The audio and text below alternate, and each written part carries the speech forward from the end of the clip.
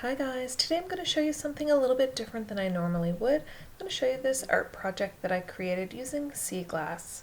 So for this one you're going to need a variety of products and I'm going to go through that throughout the video. So first up you're going to need a shadow box frame. Really important to get a shadow box frame so you have lots of room to put your sea glass. I went to Michael's and I picked up this 2-pack. I was creating 2 different projects, so this was a great deal. 2 frames for under $20. You do get what you pay for, however. I also picked up at Michael's this canvas pack of 5. Great deal, 5 canvases. This was definitely the way to go. It gave me some room for error as well as a test sheet, which was really well used actually on my part. And of course I also needed a mat for the picture. And what I loved about this option was it was really inexpensive. I went to Walmart, picked up 2 really cheap frames, and was able to get 2 frames $6 each. Of course, you're also going to need sea glass. I've been collecting sea glass for probably 20 some odd years, so I had lots to choose from. So the video jumps around a little bit. Right now I'm just placing the sea glass to create my shape. So what I did first is I sorted all my sea glass by color, and then I just sat down with one of the canvases and I just kept playing with the pieces and placing them in different order and trying to come up with something that was going to look like a teacup. I made sure I had my iPhone nearby so I could take pictures as I went, because it was really important that when I got a design that I liked, snapped a picture of it before I started playing around with other pieces, because if I wanted to go back I couldn't remember where what piece was and whether it was facing up or facing down. So taking pictures as I went was a really useful tool, and let me tell you, I went back to those pictures quite a few times. So make sure you do that.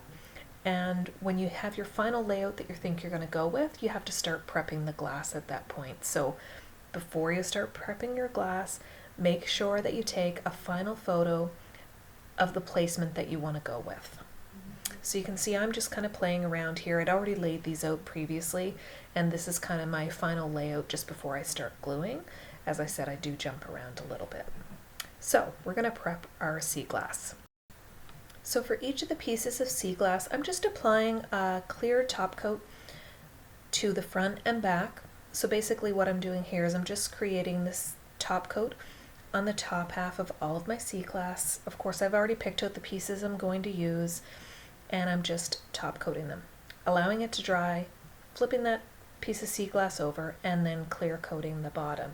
And this is going to give it a clear finish, which is what I wanted for this particular design. So once all your pieces are dry, you're ready to start gluing. So I'm just using this Aleene's Original Tacky Glue. I've had this stuff forever. I don't even know if they still sell it.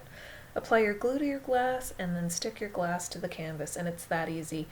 You're going to need that photo that you took to kind of remember where to place things once you apply the glue. So I'm constantly referring to that photo.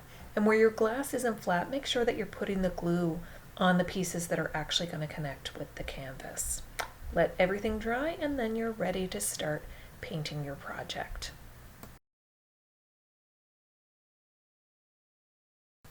So now that everything's glued in place and dry, we're ready to start painting our project.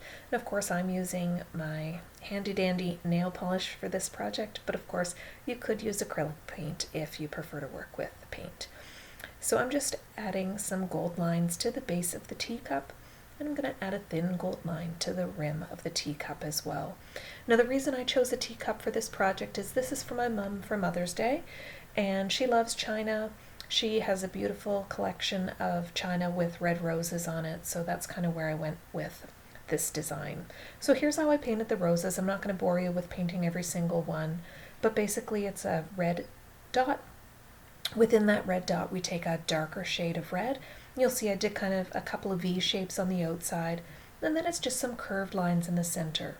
And I repeat that with a white shade of polish, and then I go back in with some more red, and I go back and forth between the red and white until I get the look that I want. I also go back and just add some more darker red along the outside.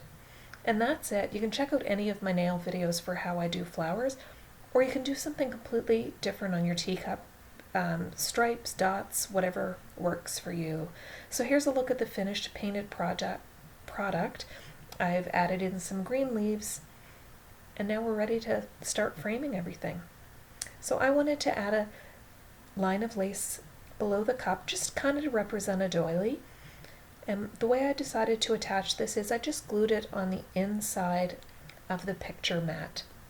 And the reason I did it this way is I wanted it to look like it was kind of floating. I could have glued it right to the canvas, but I liked the look of it attached to the back of the picture mat because I just feel it did give it that kind of floating look. So do what works for you.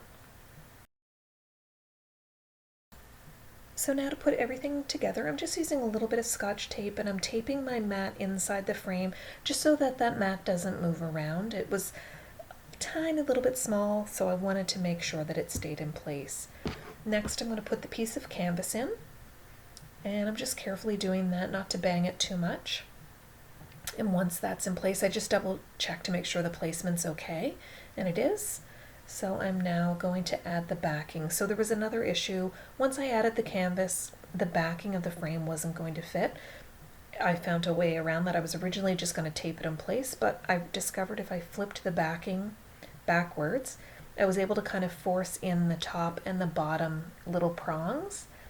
And then from there, I taped that backing on. So I just applied some tape on the back to hold everything in place. And I was able to sign that cardboard on the back of the picture as well and personalize that. So here's a look at the finished product. I put a little heart-shaped piece of glass in the corner and signed my initials on that. And that's it, guys. It's a great gift. I hope you like this tutorial. I know it's a lot different than what I normally do.